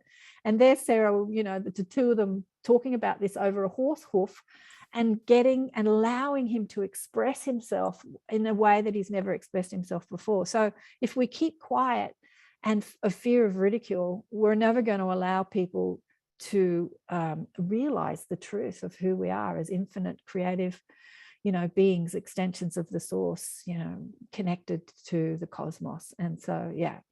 So that's what I'd like to say to you all. Don't keep quiet about what you believe. And I know lots of you don't. And I remember Kevin said to me a couple of years ago when I first put him on the show that he was never going to tell anyone but his wife and his brother about his experiences. And then his guide said to him, time to talk, Kevin. And now he's out there telling the world. But yeah, it is time to talk for all of us. It's time to talk. And I know many of you do. Yeah. How are we going for time, Sheila? Yeah, we're doing pretty good. We have a little less than 30 minutes. And one of the things cool. I really appreciate your sharing everything that you have, because everyone here can identify and connect in with a tidbit that you've shared, whether it's the manifestation or, how we hold the light and help to anchor it on the planet. And one of the things I wanted to ask you is, with most of us, we have had this pivotal moment in our lives when all of a sudden we either had this spiritual awakening or something phenomenal happened to us to really open us up and expand our consciousness. And I was wondering if you could share with us when that was with you and kind of what happened. That's a great question. There are so many things. It's an ever ongoing experience for me. But as I said to you, I think I came in wired, already tapped in and turned on and talking to my guides, not understanding that I was doing that, just calling it my common sense. But thinking about psychic stuff and going to psychic readers and stuff was always something that interested me. I never disbelieved in reincarnation. I never disbelieved in psychic ability. I never disbelieved in I never thought any of that was crazy. I was always excited about thinking about those sorts of things. But as a curious kid, always asking a million questions and harassing my parents to no end, I would say, how can a baby be born in sin when it comes from, this place of pure positive energy? Probably not the words I used at the time, but I don't understand. How can a baby born? Why do you have to baptize babies? That doesn't make sense to me, Mum. And Mum and Dad are so not religious in any way. They're your typical secular, like thinking about things normal people think about. Not religious people think about, and me harassing them with these sorts of questions. They were just like, I don't know, like ask your father. And he's like, I don't know, ask your mother. And why do you ask so many questions, Karen? Why do you think about this stuff? This is the world I grew up in. But when Mum gets sick, the questions are like, why is she sick? Why do people get sick? And then she dies. And I'm like, well, why did she die? And where did she go? And if she went somewhere, where is that place? We obviously come from that place. So it was the curiousness in me, which still exists today. Hence, I still put people on my show and ask them a million questions. I'm curious about everything. That was a part of my awakening. And as you ask questions, life comes to answer your questions, right? When you allow it. And so I had many experiences of life answering the questions that I had. There's so many, too many to mention, but when I was young, I was 16 when Mum died, and then I had these dreams that I would see her in another place. She'd be in another country or another state or another house. It was always another place. And she would say to me, Karen, I'm not dead. And I'm like, if you're not dead, where the hell have you been? Because I'm in an astral experience and I'm thinking it's my sort of normal experience. I'm thinking I'm still on earth and I'm thinking I'm alive, right? Having this lifetime. And I would get so angry because I had believed she was dead, and she wasn't dead. She was just somewhere else. And I'd come back into my human, experience. I'd wake up in the morning and it was like, oh my God, it was just a dream. It was just a dream. It was so real. And I'm trying to interpret what I've experienced through my very limited mind.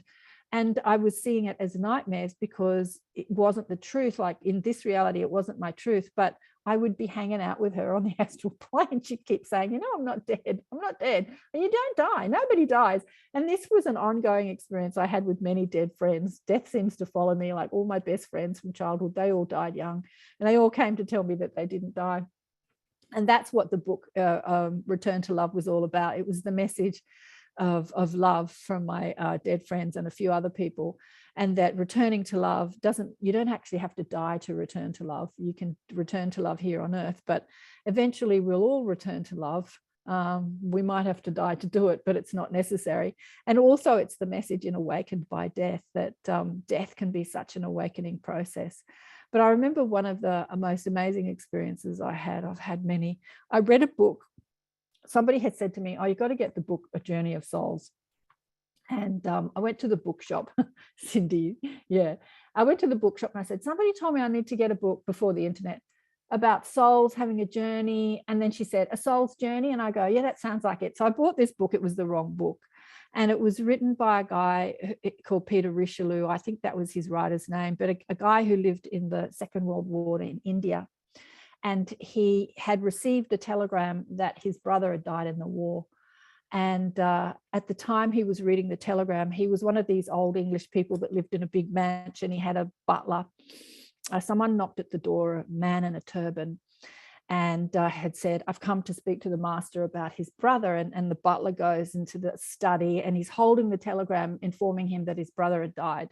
And he says, someone's here to speak to you about your brother. And he comes in and he said, he comes and meets him and he says, I'm going to take you to see your brother. And he said, you can't. I've just had this telegram that he's died. And he says, I'll be back tonight after you fall asleep and I'll take you to see your brother. And anyway, he falls asleep at night and this man returns in his astral form and takes this man out of his physical body into his astral form, takes him to a new reality where his brother is now living, and shows him his brother. And then after that, he shows him a few other dimensions, predominantly the Davic dimensions, where the fairies and the elementals live. And I remember reading this book going, oh, that's so cool. I so want that to happen to me. I so want that to happen to me. I want some dude in a turban to turn up and take me to these other dimensions. And I remember really, really wanting it. And it didn't happen. So manifestation happens when you stop wanting. It says in the book's Conversation with God, you'll never get what you want. And then Esther Hicks will say, you can have everything you want. The two statements are true. The more you want something and the more you say, I really want it, the more you're sending out a message to the universe that you don't have what you want. So when you stop wanting something and say rather, oh, that'd be fun, that'd be nice, wouldn't that be good if that happened, and then let it go, now you're in a vibrational stance in order to experience that as your reality. So when I stopped wanting it, like I really want that to, and every night I'd fall asleep and say, it's going to happen, it's going to happen. And I stopped wanting it, it happened. And so I had this experience of being in like a classroom on the other side. And I asked my teacher, how do we move through dimensions? And she showed me how to shift our energy chakras, and they were different colors to the physical chakras. And I found myself waking up in another dimension, and there was the man with the turban holding out a glass of liqueur. And I looked at him and I looked past him, and there was a table of people sitting. And I said to him, can you drink when you're not in your body? And the message I got was, yeah, of course you can drink, and you won't have the same experience as drinking alcohol on earth unless you create it. And I said, oh, okay. And I took the glass of liqueur and I found myself sitting at this table, and Shirley MacLaine was there. And I said, what are you doing here? And she said, oh, Karen, do you think there was any coincidence mine were the very first books you ever picked up? And I thought, holding my glass of liqueur, I guess not. And anyway, we started having this experience talking about all sorts of things, and other people came to join. And I remember we were watching videos of her dancing at the time. And I felt like I was in an earthquake. I'm sitting at this table and all of a sudden everything started shaking. And I grabbed the table and I looked up at people at the table and I said, what's happening? And then the next moment I found myself back in my bedroom on earth. And I can't tell you that I was in my body or out of my body, because I was a part of everything. So I wasn't hovering above my body, seeing my body. I was in the room and I was seeing through all the walls. Everything was translucent and transparent. So I was seeing reality as it really is outside of my physical senses. And I could see my 7 or 8-year-old daughter waking up through a couple of walls. I could see through all the walls and coming down the hallway to wake me up. And at that moment, I realized that my body had called me back from my astral experience because my daughter was about to wake me up. And I thought, wow, look at the magnificent intelligence in this design. Like, how amazing is this? And we've often spoken on the show about people who have had near-death experiences, who've had traumatic deaths, Even Garnet, one of the people who's my favorite, who is a bit like the guy in the book, the first book I read called A Soul's Journey, who has astral experiences with his spirit guide, spoke to Marie Antoinette about her beheading. And she said, before the guillotine came down, I popped out of the body and I watched it from above. And so many people who die traumatically, you know, the intelligence of the cosmos allows them to pop out of the body before they experience any pain. That can happen when people are being raped or terrible things happen. You just pop out of your body, let your body experience it, but the consciousness can witness it from above.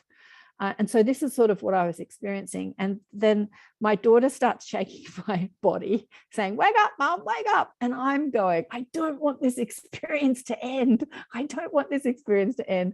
And then she gives up because my body doesn't wake up and walks down to the kitchen. And I think, you know, Mother, I better get up and make her breakfast. And then bang, I'm back in my body. So that was one of the experiences that I had. That was an answer to one of the many questions, the millions of questions that I've asked for. Remember, if you ask for it and you allow it, you're going to get it, no matter what it is. It can be a physical manifestation or a spiritual manifestation, but you've got to get out of the vibration of really wanting it and allow it to happen, whether it's psychic ability or channeling or anything. Right. I was wondering if you could also share one last thing with us. Prior to your incarnating into this body, can you tell us a little bit about the work you did on the other side? Your involvement with the councils? Yeah, so the guides have showed me sitting on a council of light, of beings of light that oversee the evolutionary process of humanity. And, you know, as a young girl thinking that I'm here to be a healer and a teacher, I got caught up with it being all about me and what I had to say and what I had to teach. But what they showed me, and this is when I started to wake up to this, is when I was doing massage and healing, and everyone that would come to me wanted to change the world in some way. They were difference makers. I started to see myself as a teacher of teachers. And I used to call myself a teacher of teachers. And hence the show and putting on the Academy of Light and showcasing a bit what, like you're doing, like you're a teacher of teachers, Sheila. And so they showed me, you know, much later that I had made a commitment to help and showcase and help the awakening teachers do their work. So the show is a part of it. You know, I've been showcasing New World teachers for 12 years on radio and podcasting now. Nobody pays me for it, a bit like you, Sheila. You know, you do this work, nobody's paying you for it because it's a soul calling. And many of the people I've had on the show, you know, I'm sort of counseling them through it, some of them for the first time. They're sort of putting their work out there. Like I had a gorgeous friend on the show yesterday who I was editing today, hence I forgot the time and was late because we were speaking about her awakening journey. She'd never done a podcast before. And yeah, it's all part of the work that I'm here to do, but I'm not, you know, the only one. There are just thousands, probably hundreds of thousands, probably millions of us that are here to support the awakening teachers. And because people have these experiences and they awaken and they say to me, I feel so alone. I feel so, you know, different to everybody else. You've heard it a million times, right? I'm so different. I'm so sensitive. And I'm here to help them acclimate to who they are as the, you know, powerful creators and not to be victimized by the density of this third dimensional experience, because so many of them get victimized. And I'm sure that you've heard it a million times too, like many of you. I want to get out of this place. I'm never going to reincarnate again. I hate this place. This place is terrible. Like we've all heard that a million times from people. But if you're, remember, I'm going to say it again, what you resist persists. So if you're hating the third dimension or this physical life experience and all the trauma that you go through, you're not being who you came to be as a difference maker. You're not being the light. You're not being the awakening. You're not being the reminder that you said you do from your soul's perspective. So for somebody like me and many of you, it's for us to remind others of their soul agreement and who they are as spirit and not the trauma of their physical experience, and to help them reclaim and reacclimate to the frequency of love, which is their true nature, and to see all of it as a gift. That everything we're experiencing, including wearing masks and the Holocausts and the pandemics and the corruption and the, you know, to see all of it as a gift of an experience that is evolving the soul. Yeah.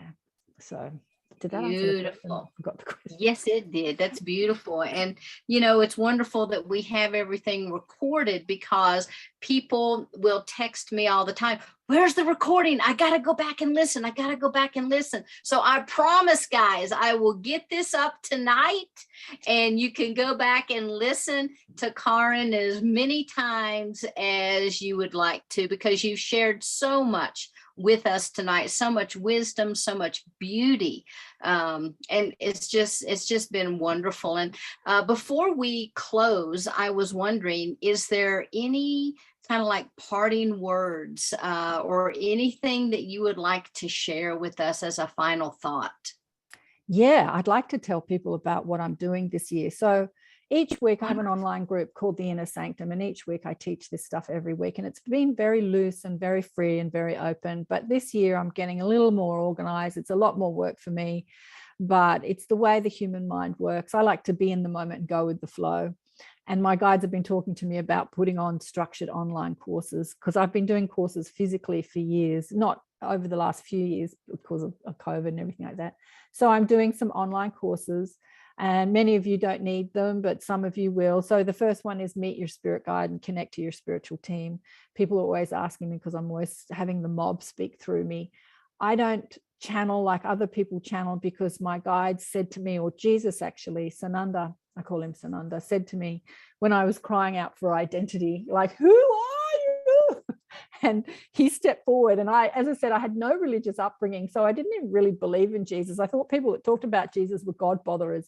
So the fact that the Christ comes through and starts talking to me and said to me, I never said I was channeling when I started my work as a teacher. I never said I was channeling. I always told people that I and the Father are one. And he said, it's the same with you. You and your guides are one. You and the Father are one. You and Source are one energy. So channeling for me is just me showing up and starting to talk, and it just flows through me. And Deliberate Creation 101, the principles of deliberate creation, you know, like exactly what is it to be a deliberate creator, teaching people about how to flow their energy, how to work with their emotional guidance system. And then I'm doing advanced deliberate creation, because there's a lot more to this story than the Deliberate Creation 101, developing your intuitive and psychic abilities, channeling abilities, stepping out as a new world teacher, which is a longer course and the most expensive for those people who really feel like they're here to sort of step out and teach, and how do I make a living from it, and how do I get a podcast show up, and how do I market myself? So sort of a lot of practical gifts around that, being someone that's done it for myself and also showcase teachers for like 25 years. And yeah, so they're some of the courses that I'm getting up and running this year, the new year, new things to do, Sheila. And I still have my online group. What I've done with the Inner Sanctum, it was a subscription group, which worked out at about, if you paid for a year subscription, it was about $5 a session, which wasn't much. What I've done, every month we'd have a teacher, like what you're doing with the Wish Alliance, we'd have a teacher. I've thrown that open to the public. So the Inner Sanctum sessions with a guest teacher, which was somebody I've showcased on the show. I get them to do exactly what you're doing now. I get them to talk to the group, and you can come online and ask them questions. That will now be exactly, in fact, you inspired me to do that, Sheila, because I was working with your group and working with the Palladian Awakening group, which is where I had Akira on the Palladian Awakening. And so I was doing this for other groups, and I thought, well, if I'm going to do this free for other groups, I might as well do it free in my group too. And when I say free, and like Sheila's group, it's by donation, guys. So if you are appreciating the work, please help the Wish Alliance and donate. And you know, if it's $5 or $10 or anything you can give, because I know how much work Sheila puts into it, and it would be good to have, you know, be paid for that work. And it's the same with the Inner Sanctum with a guest teacher. It'll be by donation, free or by donation. So yeah, they're the changes for this year. And obviously I do private sessions, and I do all that I'll teach in the group in private sessions. But I really reckon when you're learning this stuff, it's great to have a tribe where you can discuss what you're experiencing with each other. So I think that the courses will be really fun. So I'm looking forward to that this year. They're starting in March this year. Beautiful. Well, wonderful. And, you know, one of the things too, Karen is one of the emissaries with the Wish Alliance. And anyone who is an emissary, a luminary, an ambassador, if you have events, classes, courses that you're teaching, please be sure to let us know so we can put those up for you. And then people will go to, like say, to your course, they'll click on it and it'll take them immediately to your site. And so that's just one of the things that the Wish Alliance does. We really like to bring people in to promote each other and to really, serve as a container where we can all grow together, because that's what we're here to do. Many of us have been called to come to the planet at this particular time, whether a walk-in, indigo, starseed, a hybrid, a dimensional being, whatever it is, we all hold within us that essence that really brought us here. And we all chose to be here at this particular place and in this particular time. So I'm glad that, we've kind of all, it's not even really formed a tribe. It's like we have found our soul families, our connection, with each other. And so it's always beautiful to have these meetings and these gatherings. And I love reading all of the questions and the comments. If you haven't checked out the comments, please do so. I have all of Karen's contact information in there. If you'd like, you can contact her at https and then it's karenswain.com/home. And then she also has the www.karenswain -atpmedia.com. You can find her on Facebook at Accentuate the Positive, and also on Facebook, Accentuate the Positive Radio. And so there are many ways to get a hold of Karen. If you want to reach her and you didn't have the opportunity to write any of these links down, please let me know, or you can visit the wishalliance.org website. So thank you guys very much for being here tonight. It's always, as I said, it's wonderful to have our family here. So many familiar faces, a couple new ones. So welcome to all of our YouTubers out there. We're so grateful to have you all together. So until we are together next Monday, and then of course again on Thursday, I hope you have a blessed week, and namaste. Good night, everybody.